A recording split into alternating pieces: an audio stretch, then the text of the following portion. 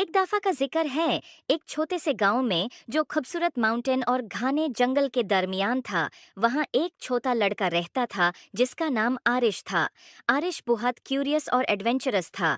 हमेशा अजीब और फैंटास्टिकल जगहों कई सपने देखता रहता।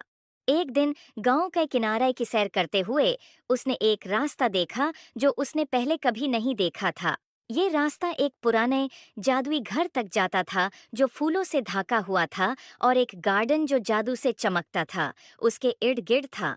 आरिश खूफ और जोश से घर की तरफ बढ़ता है।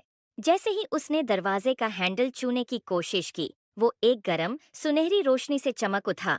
दरवाजा खुद ब खुद खुल गया, जैसे कि वो उसको बुलाता हो।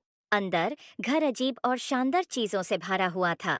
किताबें जो राज बताती थीं, पेंटिंग्स जो हरकत करती थीं, और फर्नीचर जो अपनी ही धुन पर नचता था।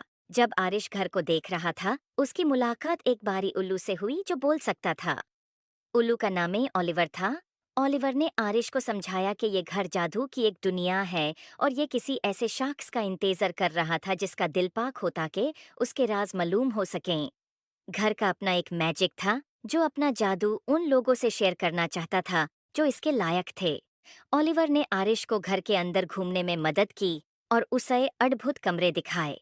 एक गार्डन जहां फूल मिलकर गाते थे, एक लाइब्रेरी जहां हर किताब एक अलग दुनिया का दरवाजा थी, और एक रसोई जहां मसाले और इंग्रेडिएंट्स खुद नाच कर खाना बनाते थे।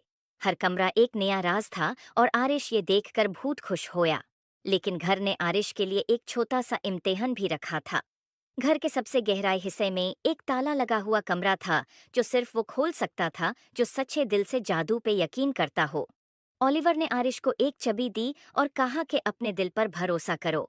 आरिश ने गहरा सांस लिया और ताला के सामने गया, चाबी डाली और घूमे।